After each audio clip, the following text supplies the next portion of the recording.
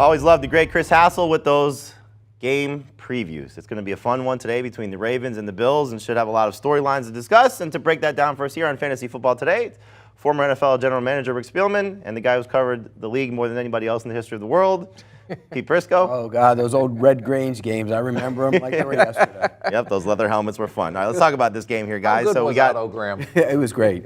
we got a great quarterback matchup here. Josh Allen, Lamar Jackson. So, Rick, who's the better of the two, and which one do you think will perform better today? Yeah, it would be interesting because there's going to be weather, I think, involved in this game as well, and both of them are playing at an MVP level. I mean, Lamar Jackson bet on himself. He didn't sign his contract extension, and he may be having his best year to date. And then Josh Allen, he's the whole key to to Buffalo and what they're doing on offense and why they're so good as a football team. But I think weather will have some issues today in it. Which one can perform better? Josh Allen has played in a lot of bad weather games. But right now, they're going to have to come up with a game plan on defense. Buffalo is to account for Lamar Jackson's legs. And I think Buffalo's defense is better than Baltimore's right now. And the other concern I'm going to be with Baltimore is that their rookie left tackle, who was a right tackle in college, Fa'alala, is going to be tested when he has to take on Von Miller, and they're going to have to give him some help at that edge. Do you see Buffalo maybe trying to run the ball a little bit more? Because 63 pass attempts for Josh Allen last week, the weather factoring in right now. No Michael Pierce on the other side for Baltimore. It feels like there's an opportunity here maybe to try and establish the run, or is just that's Buffalo's identity is just throwing them out? You are what you are. Just depending on the weather. By the way, can I make my annual rant about how I hate weather? Everybody should build stadiums where you can have the roof closed so we can play football instead of a survival test. I hate survival tests. I don't mind snow, but when it's rainy and windy and snowy, it's terrible. It ruins the game. The game is meant to be thrown. The ball's got to be thrown around. Yeah, but you know what your problem is because you covered all the games back when Otto Graham and all them guys were playing. There was no indoor stadiums at the time, so you're very bitter because you had to be outside to cover those games. But don't we want to see Lamar Jackson and Josh Allen go toe-to-toe? Instead, it might be a survival test if it's that rainy out there and windy. I hate that. So, look, I think you might be onto something. They might need to run the football, but you are what you are. So usually you go with what you know best, and what they know best is. And Josh Allen's have performed very well in bad weather games. Sure, yeah. This isn't about him struggling or not. I think it's just more about the opponent, because clearly the secondary's a mess for Baltimore, but the run defense now might be a mess without Pierce in there. So we'll just see what's great about it? You got a Florida kid starting a quarterback for Baltimore. You got a California kid starting a quarterback for Buffalo. I mean, these guys played in a lot of good conditions in their life. For the most part, yes, they have. All right, the Jaguars have been playing in some good conditions based on their performances so far this season. And how do you think, Pete, this defense will fare in another potential bad weather game against this Philadelphia offense, which has just been on fire? I think the weather's going to be even worse in Philly today, and I don't know who that favors. I mean, the Eagles can run the ball. Jacksonville's defense is good against the run. It's not a conventional offense. I think usually in these situations, I would favor the Eagles and their ability to get them going one way and come back the other. This is an aggressive, young defense, and they flow fast to the football. You can get them going back the other way. But the conditions might change things. I mean, is Hurts as fast when he's got to put his foot in the muddy ground as he is when he puts his foot in the regular ground? So I think this weather, if it's that bad, might actually favor Jacksonville. Yeah, I think it's going to favor Philadelphia because of their run game, because of Hurts' ability to run the ball. And he's played in some bad weather games as well. But when he can put the ball, tuck the ball, and use his legs to make plays, I think that could be a difference in this game. It's going to be fun to see. This Eagles defense has been fantastic. So how will Trevor Lawrence fare? How will James Robinson fare? A lot of fantasy managers looking at that. Christian Kirk as well. Slot receivers have done well against Philadelphia so far this season, so we'll see if Kirk can keep things going. And then on the other side of the ball, obviously fantasy managers hoping that we still get big numbers from A.J. Brown and Devontae Smith, despite some of the weather concerns there from the impact of Hurricane Ian making its way up the East Coast. Fun running back matchup. I know this is big for you, Pete, but fun running back matchup between Derrick Henry and Jonathan Taylor.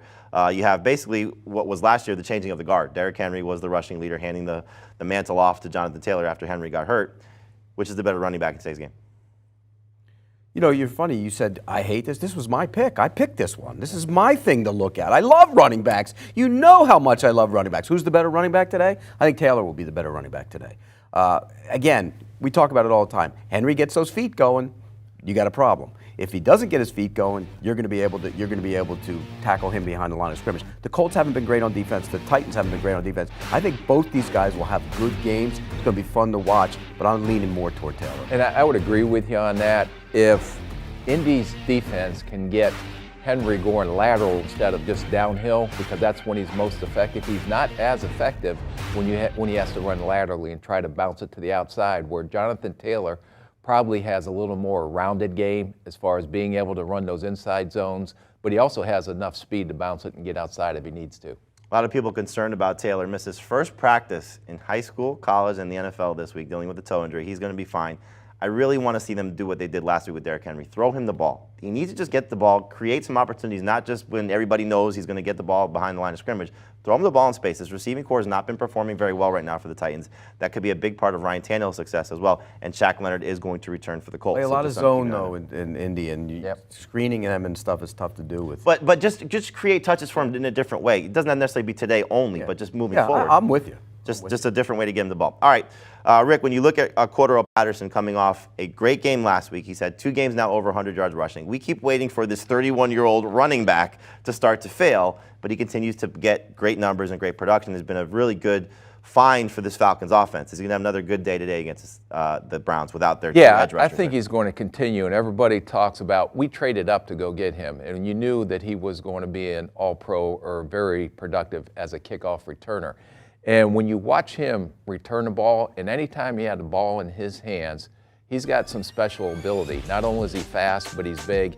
He can make people miss in line, but he can also outrun people. But you don't realize how strong he is when you try to hit him. And I saw that when I was in Minnesota when he returned kicks. Now, we tried to make him a receiver.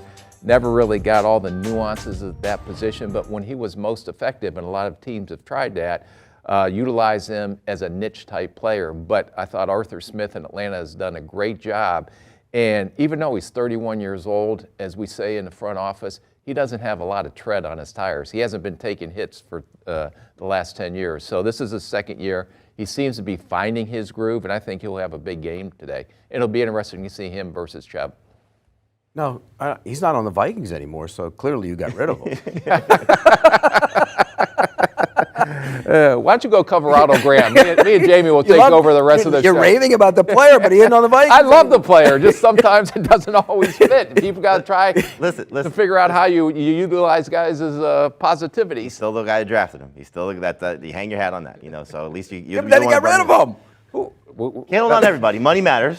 Salaries matter. No, look. In fairness to Rick, he really wasn't what he is now with your team. I mean, he wasn't. You're right. They tried to make him a wide receiver. Certain coaches didn't like him as a wide receiver. We know that story, Norv. And so I think that they wanted to get rid of him. And obviously he didn't fit with what they want to do. Give him credit for changing who he is as a player and becoming what he was. Well, give him credit for his ability to just keep hacking away at adversity and coming out on top.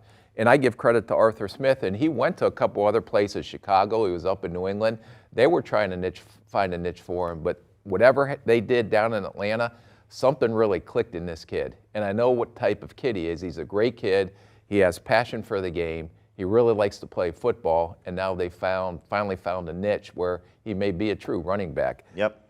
Do you want a sports network that delivers everything that matters about the game? The highlights, the picks, the instant analysis, no yelling, no fake debates, no politics. Hit the subscribe button and never miss a moment.